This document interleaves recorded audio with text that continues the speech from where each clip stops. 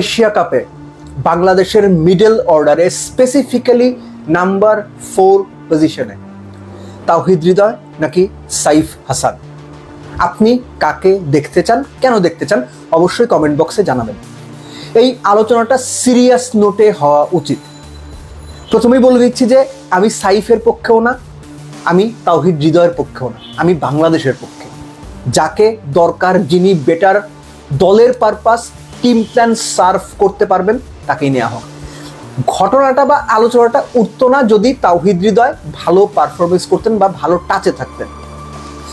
তাওহিদ হৃদয়ের ফর্ম শুধু খারাপ না, তাওহিদ হৃদয়ের ব্যাটিংয়ের ধরনের মধ্যে আসলে এই মুহূর্তে আত্মবিশ্বাস খুঁজে পাওয়া যাচ্ছে না। আপনি স্বাভাবিকভাবে বলতেই পারেন যে এই বছর অর্থাৎ 2025-এ তাওহিদ হৃদয় 14টা ম্যাচ খেলেছেন, মোটে 225 রান করেছেন, 20 তার গড়, 110 স্ট্রাইক রেট, যেটা কোনোভাবেই 4 নাম্বার একজন ব্যাটসম্যানের কাছে প্রত্যাশিত না।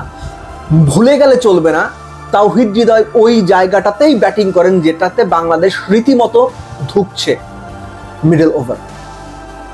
সো তাওহিদ হৃদয়কে নিয়ে বাংলাদেশ টিম ম্যানেজমেন্ট এশিয়া কাপে কি পরিকল্পনা করছে এটা বোঝাটা জরুরি। সাইফের কথা কেন আসছে? সাইফ কামব্যাক করার পরে ফার্স্ট ম্যাচে দুর্দান্ত একটা ইনিংস খেলেছেন, 19 বলে 36 করেছেন, ওই ম্যাচে 2টো উইকেটও পেয়েছেন। পরের ম্যাচে সাইফ সুযোগ থাকা সত্ত্বেও স্মার্ট ক্রিকেট খেলতে পারেননি, আমি বলবো অনেকটা আনারির মতো আউট হয়েছেন।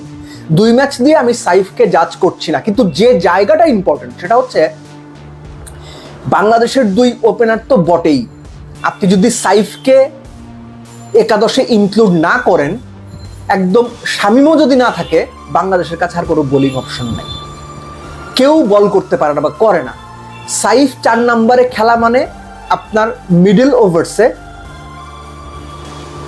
এক্সট্রা যে রান করা, এক্সট্রা রান বলতে আমি বোঝাতে চাচ্ছি যে কুইক পেসে যে রান করা, সেটার একটা সম্ভাবনা। ক্যাপ্টেন লিটন সবশেষ বাংলাদেশ যে নেদারল্যান্ডসের বিপক্ষে সিরিজটা খেললো, সেই সিরিজের আগে বলেছিলেন সাইফের কাছে তার চাওয়াই এইটা, 1-2 ওভার বল করা, মিডল ওভার্সে দ্রুত রান তোলা, যেটা সাইফ প্রথম ম্যাচে করেও দেখেছেন। যে জায়গাটাতেই তাওহিদ হৃদয় মিজারেবলি ব্যর্থ হয়েছেন। এখন তাওহিদ হৃদয়ের এক্সপিরিয়েন্স বেশি, বড় টুর্নামেন্ট, প্রথম ম্যাচটাই অল ইম্পর্টেন্ট ম্যাচ, তাওহিদ হৃদয়কে খেলিয়ে দেই, এই ভাবনা থেকে বাংলাদেশ টিম ম্যানেজমেন্ট তাওহিদ হৃদয়কে খেলাতেই পারে। উল্টো চিন্তায় যে মানুষটা ফর্মে নেই, যে মানুষটা ভালো ব্যাট করছেন না, অল ইম্পর্টেন্ট ফার্স্ট ম্যাচে, সব ম্যাচই ইম্পর্টেন্ট কিন্তু ফার্স্ট ম্যাচ হাই নোটে শুরু করা বা জেতাটা ইম্পর্টেন্ট, সেখানে কি আমি এরকম অফ ফর্মের একজন ব্যাটসম্যানকে খেলাবো, নাকি যার উপর এই মুহূর্তে একটু বেটার আস্থা রাখা যাচ্ছে, যার কাছ থেকে আমি 2 ওভার বোলিং এক্সপেক্ট করতে পারি, যিনি মিডল ওভার্সে শুধুমাত্র তার লাস্ট যে কামব্যাকটা এই ফার্স্ট ম্যাচে না, তার আগেও মোটামুটি ভালো দ্রুত গতিতে রান চলেছেন, আমি তার দিকে যাব। আবারও বলছি, সাইফ নাকি তাওহিদ হৃদয়, 4 নম্বরে এই জায়গাটা বাংলাদেশ টিম ম্যানেজমেন্টের জন্য একটা গলার কাটার মতো হয়ে গেছে। এই গলার কাটাটা টান দিয়ে বের করতে হবে, সাহসী সিদ্ধান্ত নিতে হবে। আপনি যাকেই খেলান, আপনি যদি তাওহিদ হৃদয়কে খেলান, তাকে ওই ফুল লাইসেন্স দিয়ে বলে দেওয়া হবে, ভাই তোমার এটা করতে হবে, না পারলে নেক্সট ম্যাচ ড্রপ, একদম সহজ হিসাব। এখানে আলগা কোনো পীড়িতের জায়গা নাই। শব্দটা শুনতে খারাপ হইলেও এটা রিয়েলিটি।